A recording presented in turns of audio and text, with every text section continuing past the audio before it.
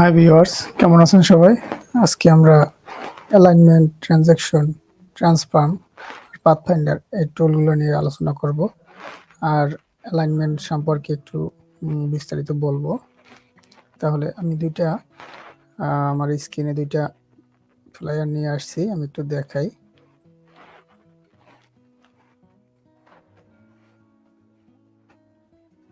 এই যে দেখেন, আমরা একটু রুলার নিয়ে আসি। কন্ট্রোল আর চাপ দিলে এরকম রুলার অপশন আসবে। আমরা একটু রুলার দিয়ে দেখি। দেখেন,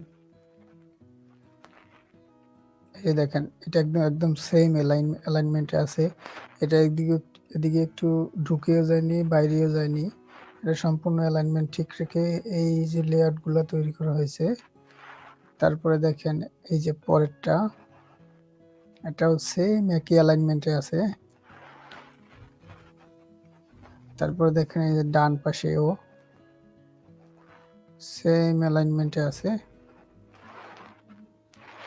অ্যালাইনমেন্ট হলো ডিজাইনের একটা মারাত্মক জিনিস, এটা ফলো করতে হবে সবসময় অ্যালাইনমেন্ট কোনো কাজ করতে গেলে। এই জন্য অ্যালাইনমেন্টের কাজগুলো আগে শিখতে হবে। তাহলে এটা আমরা একটু দেখি। এটা রিমুভ করে দিচ্ছি আমি, কীভাবে অ্যালাইনমেন্ট করতে হয়। আমরা কয়েকটা অবজেক্ট নিয়ে নিই আগে।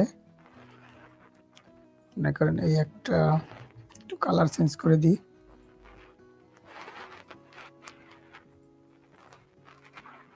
এই একটা, এই একটা, এই একটা, একটু ছোট বড় করি, তাহলে বুঝতে সুবিধা হবে না।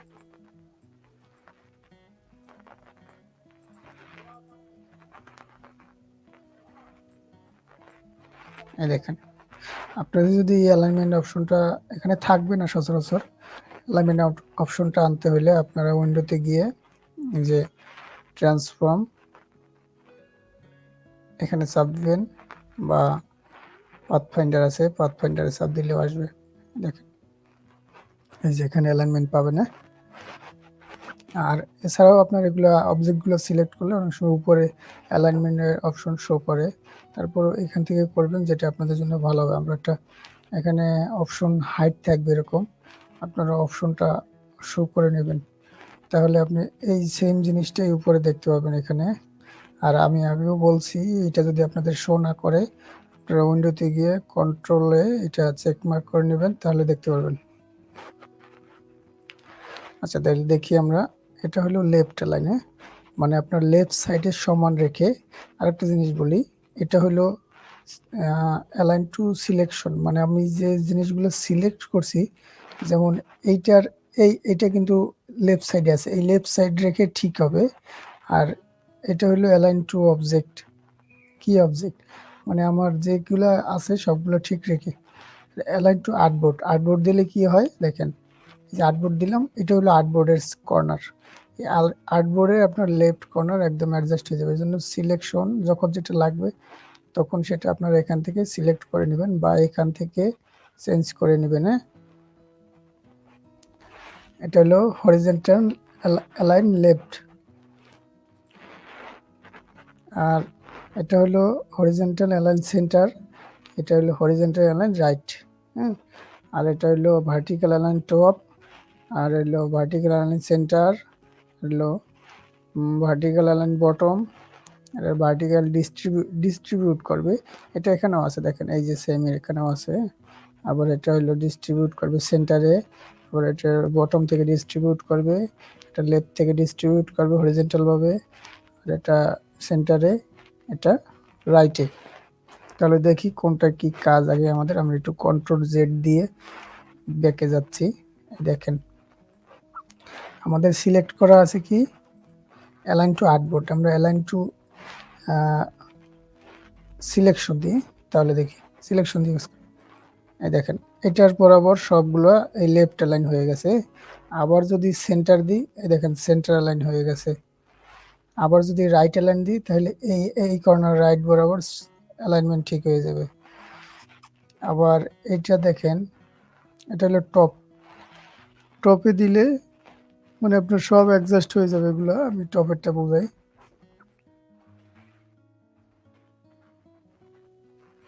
একটু সরাই নি, তাহলে বুঝতে পারবেন।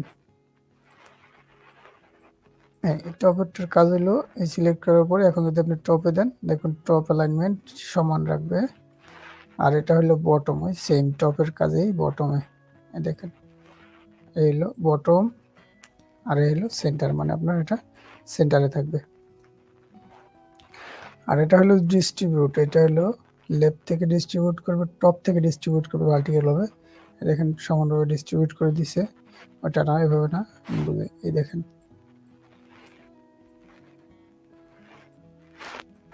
সিলেক্ট করার পরে টপ থেকে সমানভাবে ডিস্ট্রিবিউট করে দিছে টপ থেকে। আর এটা হলো সেন্টার থেকে, সেন্টারে করলে মানে সব জায়গায় গ্যাপ সমান থাকবে। আর এটা হলো বটম থেকে।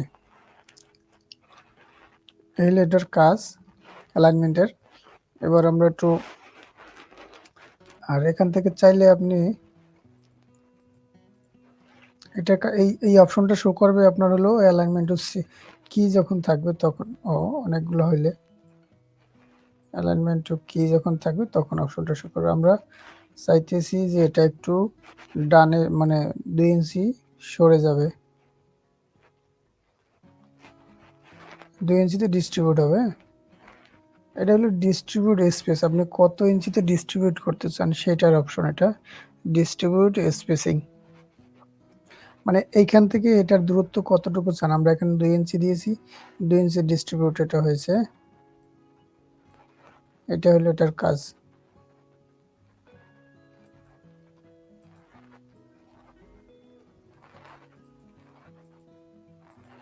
আর কিছুই না, এই সিলেক্ট করে সাব দিলে ডিস্ট্রিবিউট হয়ে যাবে। এটা কি অবশ্যই কি সিলেক্ট করে অ্যালাইন টু কি অবজেক্ট সিলেক্ট করে নিতে হবে, তারপরে কাজ হবে।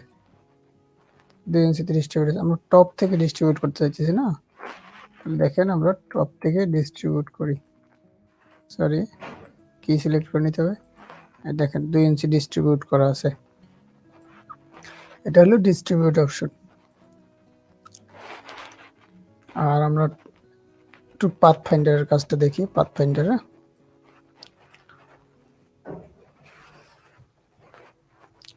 পাথফাইন্ডারের কাজ হলো আপনি কোনো কিছু ডিভাইডেড করা, কোনো কিছু করা। দেখেন আমরা এই দুইটা শেপ নিলাম, একটা শেপ এই একটা শেপ। এখন এই দুইটা শেপকে আমরা যদি এখান থেকে আলাদা আলাদা করতে চাই শেপগুলোর, তাহলে এই যে ডিভাইড নামে একটা পাথফাইন্ডার অপশন আছে, ডিভাইডেড, এটা ডিভাইড করে দিলে আলাদা হয়ে যাবে। এটা কিন্তু গ্রুপ অবস্থায় থাকবে, যখন এটা ক্লিক করবেন সম্পূর্ণ গ্রুপ হয়ে যাবে। এটাকে আনগ্রুপ করতে হবে, আনগ্রুপ করে পরে এই যে প্রত্যেকটা অবজেক্ট আলাদা আলাদা হয়ে গেছে। দেখে যাই, এবার দেখেন এটা হলো শেপ, শেপ মোড, মানে সম্পূর্ণটা আপনার একটা শেপে পরিণত হবে। আমরা যদি এটা ক্লিক করি, দেখেন এটা সম্পূর্ণ শেপে পরিণত হয়ে গেছে। তারপরে একটু ব্যাকে যাই, তারপরে এটা হলো সিলেক্ট করে নিতে হবে। এটা হলো কিন্তু আপনার বাইরের অপশনটুকু থাকবে, ভিতরের অপশনটুকু থাকবে না। মানে উপরে যে অবজেক্টটা থাকবে, মানে এই লেয়ারটা তো উপরে আছে তাই না, এই লেয়ারটা আপনার উপরে আছে না, একটু কালার দিয়ে দেখাই তাহলে বুঝতে পারবেন কোনটা উপরে আছে। এই যে এই লেয়ারটা কিন্তু উপরে আছে, এটা উপরে থাকার কারণে আপনার উপরের অংশটুকু যতটুকু আপনার সিলেক্ট থাকবে এই লেয়ার থেকে অতটুকু বাদ যাবে এটা, এই।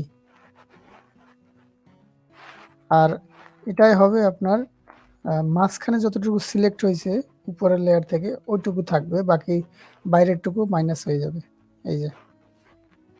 আর এইটাই তার বিপরীত, এই যে। আর এটাই শুধু মানে নিচে চলে যাবে, এই উপরের লেয়ারটা নিচে চলে যাবে, দেখাবে না, এই এটা এই সিস্টেম। এইটার বিপরীত হলো এইটা, দেখেন। তাহলে আশা করি বুঝতে পারছেন, আপনার অ্যালাইনমেন্ট বুঝতে পারছেন, পাথফাইন্ডার বুঝতে পারছেন।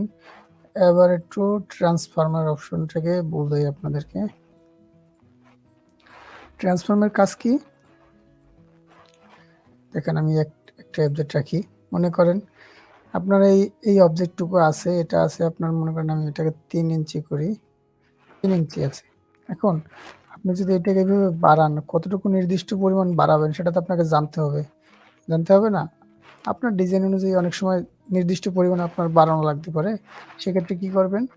এই যে দেখেন এখানে এটা কিন্তু সেন্টারে থাকবে এরকম, সেক্ষেত্রে আপনারা এটা ক্লিক করে মানে সরি এই লেফট রেফারেন্স পয়েন্ট, এগুলা রেফারেন্স পয়েন্টের লেফট পয়েন্টে ক্লিক করে মানে আপনার এই সাইডে থাকবে, সমান থাকবে, এই সাইডে ঠিক রেখে এই সাইডে বাড়বে।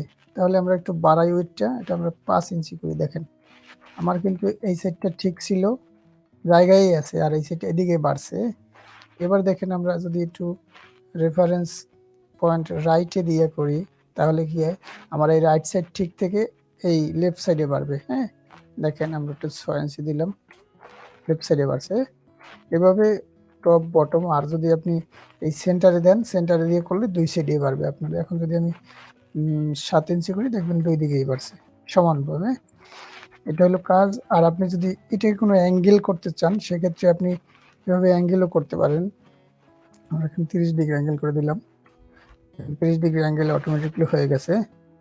আবার যদি আপনি এখান থেকে এই কর্নারগুলো আমরা যেরকম অ্যাঙ্কার পয়েন্ট দিয়ে রাউন্ড করেছিলাম, মানে ডাইরেক্ট সিলেকশন টুল দিয়ে সিলেক্ট করার পরে আমরা রাউন্ড করেছিলাম, কিন্তু এটা আপনি এখান থেকে চাইলেও করতে পারবেন।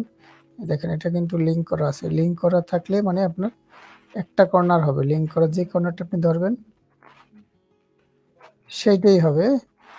আর যদি লিঙ্ক করা এরকম যদি লিঙ্ক করা থাকে তাহলে আপনি যা করবেন সেটাই হবে। হ্যাঁ, মানে যেখানে যা দিবেন টোটালটা সেভাবেই হবে।